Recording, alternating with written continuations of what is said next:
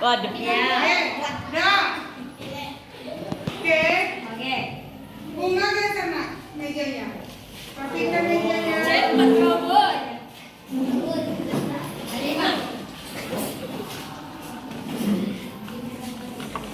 Dah. Oke. Sebelum kita memulai pembelajaran pada hari ini, kalau lebih baiknya kita terlebih dahulu membacakan surah Al-Alaq. 1, 2, 3.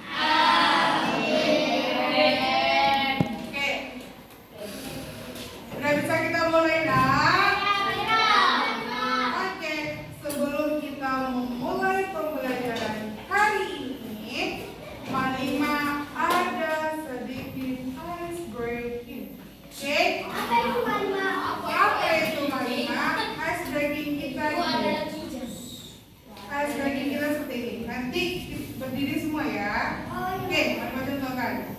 Ini namanya Marina. Ini namanya Marina. Ya. Marina. Ya.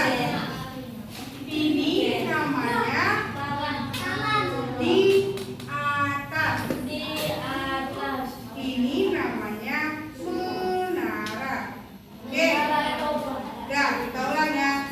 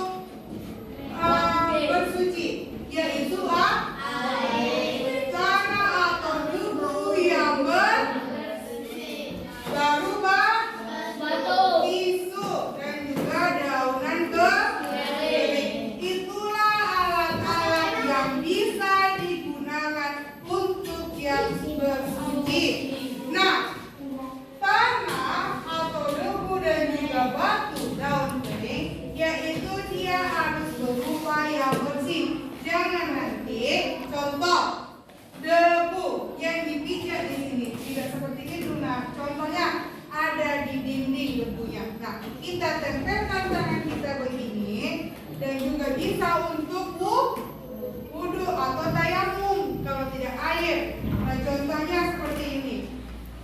Tanah ataupun debu yang digunakan tidak berupa terkena najis ataupun panas dan juga zat-zat yang berbau. Contohnya, debu yang bisa digunakan dalam bertayamum yaitu ada di dinding. Dindingnya harus bersih ya, Nak.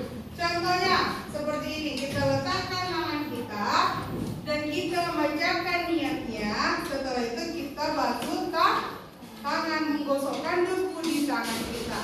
Sampai di situ paham? Paham? Oke, lanjut. Macam-macam air. Macam-macam air itu terbagi atas yang pertama air suci yang menyuci. Yang kedua air suci tidak menyuci.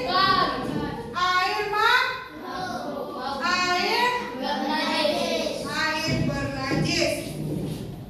Nah, air yang suci yaitu adalah air yang digunakan untuk berwudu.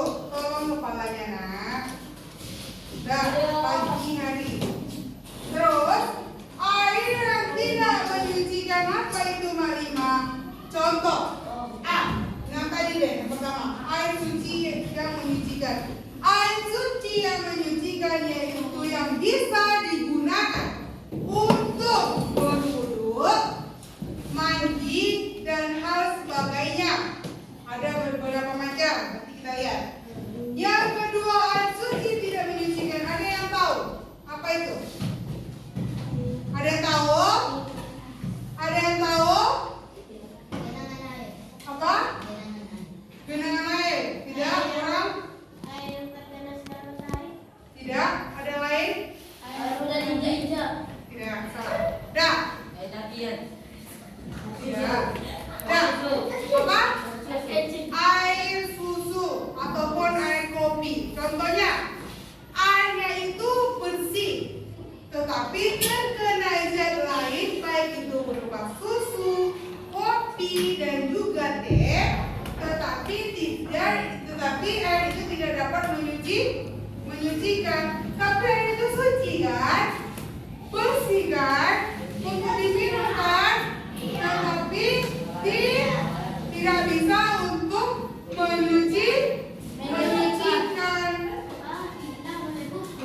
Nah, yang ketiga, air makruh.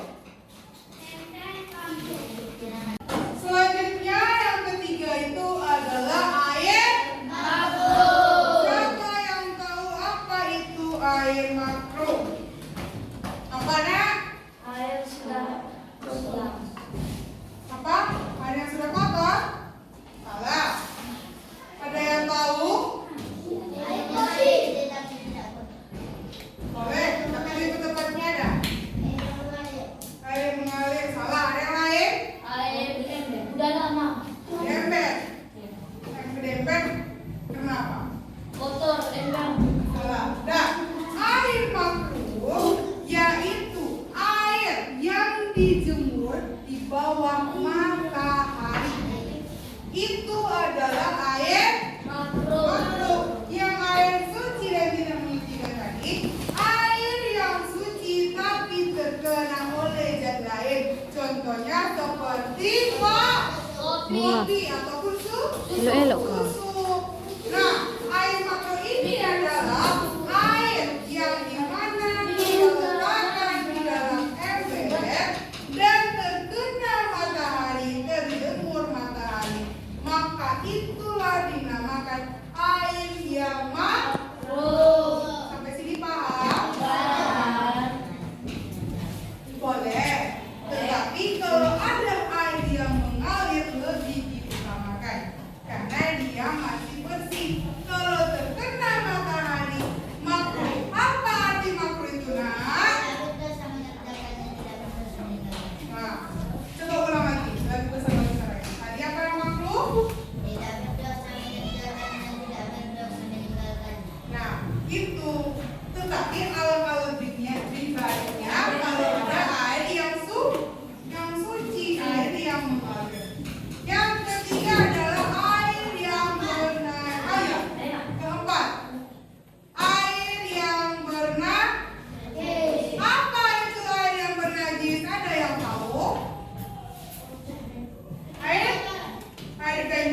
Apa lagi? Sofian? Air kotor. Air kotor. Salah. Boleh. Air kena. Dah menjelaskan ya. Air yang bernajis adalah air yang dimana kita letakkan di suatu tempat. Contoh di rumah kita nih, di luar tetangga kita ada anjingnya dan kita tidak tahu anjing itu minum ke air itu. Nah, sedangkan kita tidak tahu di luar itu kita letakkan air di dalam ember. Nah, itulah air yang terkena najis karena air liur dari anjing disebut juga najis. Sampai situ paham? Air muda. Oke, inilah dia air yang suci atau air yang mutlak. Ada 7 macam. Yang pertama air. Yang kedua salju. Yang ketiga air. Yang keempat air sumur. Yang kelima air laut. Yang keenam air mata. Yang keenam air. Nah, kita pasti pernah mengambil air dari sumur, betul nggak? Dari sungai, dari laut pernah, dari air mata air, air hujan, air salju sama embun. Jarang atau juga ada yang pernah melakukannya, tetapi kita yang di Indonesia iklim tropis hanya mendapat 2 musim, yaitu musim panas dan musim hujan. Nah, itulah kalau musim salju bukan ada di daerah kita. Udah boleh? Nah, air embun adalah air yang kita lihat di pagi hari yang ada di daun ataupun air hujan. Ya, kecil-kecil itulah namanya air embun. Nah, lanjut. Inilah dia tadi air yang suci tapi tidak airnya bersih tapi terkena zat berupa teh, jadi dia tidak dapat untuk menyucikan. Lanjut, inilah dia contoh air makruh. Air makruh tadi yang telah Mama jelaskan, air yang terjemur di dalam ember yang terkena matahari. Lanjut, inilah dia contoh tadi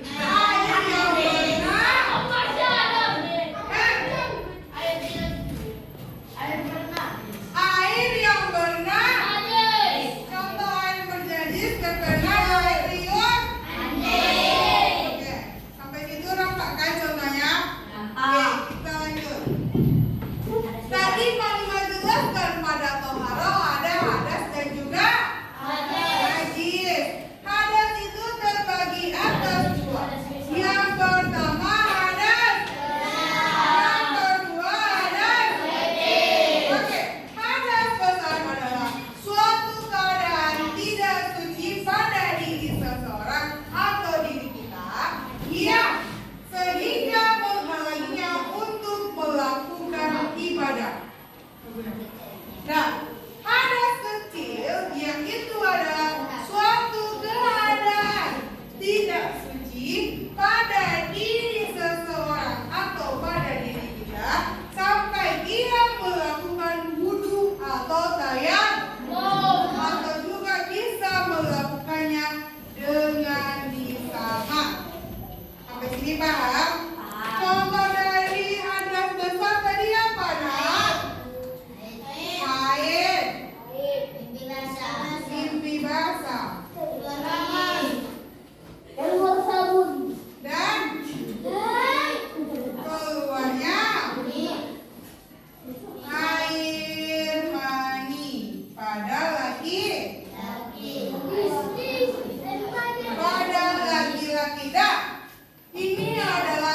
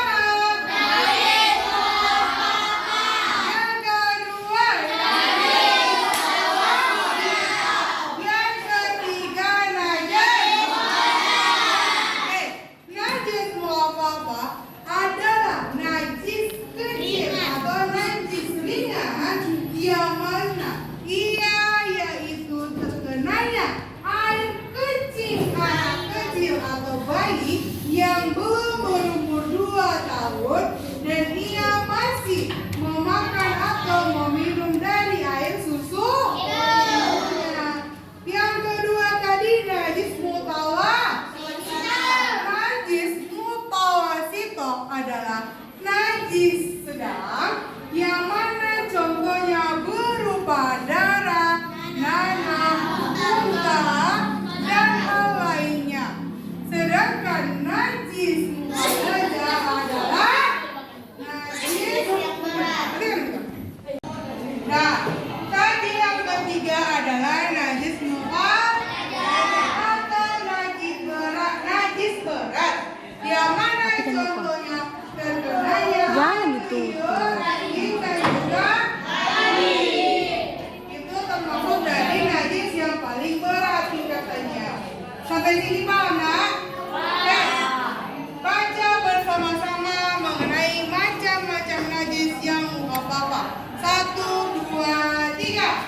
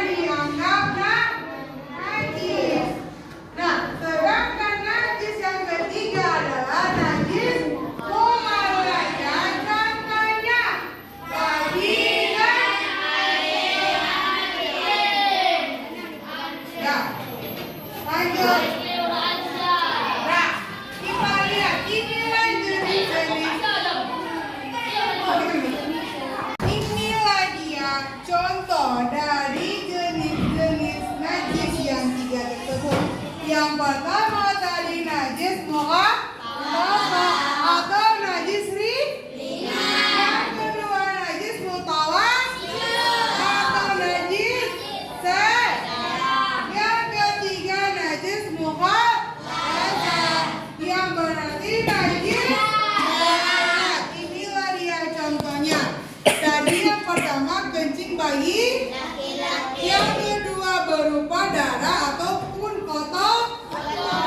Yang ketiga berupa air liur atau najis dari anjing dan babi. Oke, lanjut. Nah, ini adalah pengertian dari istinja. Istinja adalah membersihkan najis pada kelamin ataupun disebut dengan kubur atau dubur setelah buang air kecil atau dan buang air besar dengan menggunakan air ataupun batu. Nah, istinja itu adalah membersihkan. Contoh nih, kita lagi pup di kamar mandi. Itu disebut juga namanya lewat dari dubur. Keluarnya pup itu lewat dari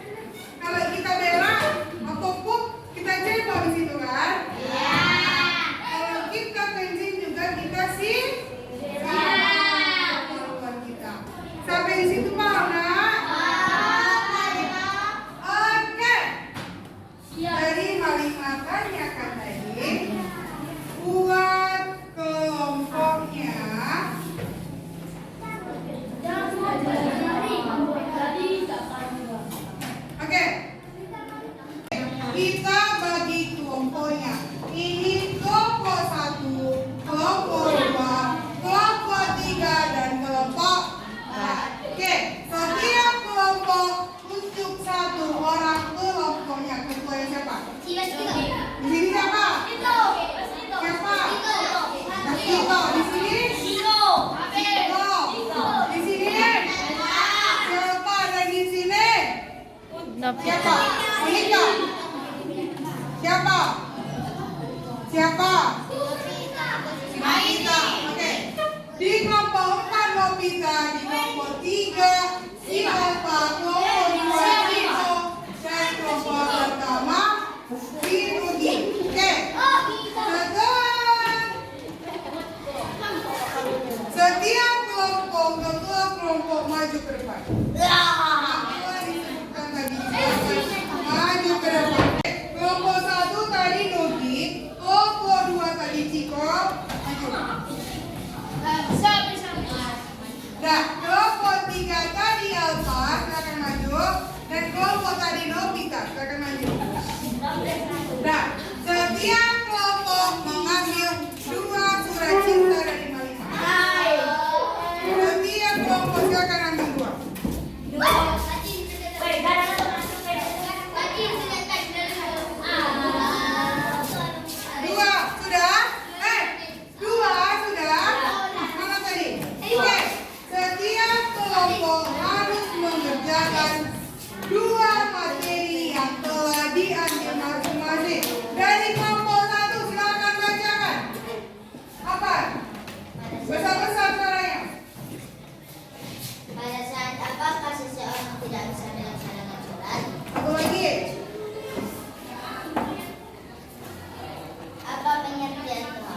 Nah, itu nanti yang dibahas oleh kelompok 1 dan mereka jelaskan mengenai toharo dan satu lagi tadi apa nak? Pada saat apa Pada saat apakah yang tidak bisa melaksanakan sholat? Kelompok 2 baca. Apa yang dimaksud dengan hadas kecil? Dan satu lagi. Satu lagi. Gambar di atas adalah salah satu gerakan wudhu. Apa itu yang tidak menggunakan air? Oke. Yang kelompok 3 yaitu bacakan. Apa contoh hadas kecil? Sebutkan. Apa? Apa contoh hadas kecil? Yang kedua. Tadi apa lagi nih? Satu lagi. Apa yang dimaksud dengan mukhalazah? Apa yang dimaksud dengan mukhalazah? Oke. Yang keempat, contoh 4. Contoh wudhu apakah di atas ini? Dan satu lagi. Apa yang dimaksud dengan hadas besar? Oke. Itu yang akan dibahas oleh masing-masing kelompoknya. Apakah sudah paham, nak? Ketua kelompok silakan kembali ke tempat.